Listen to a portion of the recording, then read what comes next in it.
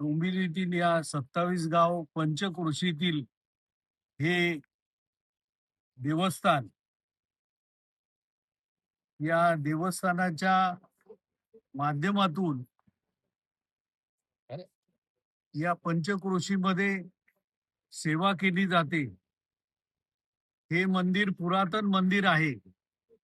MIDC आल्यामुळे या जागेवरती MIDC हक्क सांगत होती, परंतु हे पुरातन मंदिर असल्यामुळे या बाबतीमध्ये न्याय मिळणं आवश्यक होतं. अनेक वेळेला या बाबतीमध्ये लढा दिला.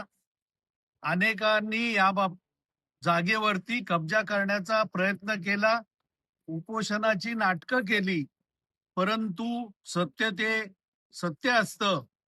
याकरता या मंदिराचे जे ट्रस्टी आहेत त्यामध्ये मोहन पाटील सध्याचे अध्यक्ष, तत्कालीन अध्यक्ष प्रकाश म्हात्रे, पंढरीनाथ पाटील, इतर सर्वच ट्रस्टी म्हणजे या सर्वांनीच अथक प्रयत्न केले, पाठपुरावा केला.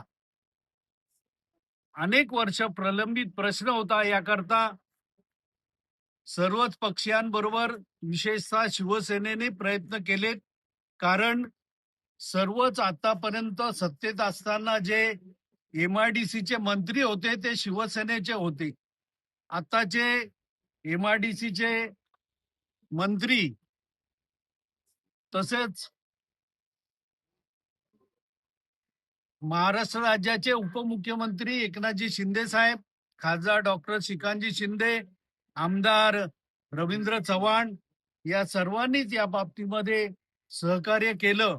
आणि म्हणूनच कागदोपत्री जटिल झालेला प्रश्न आणि ग्रामस्थांची आणि भाविकांची जी इच्छा होती ती पूर्ण करण्याचं काम निश्चितपणे आजच महाराष्ट्र शासनाने त्या बाबतीमध्ये निर्णय घेतलेला आहे.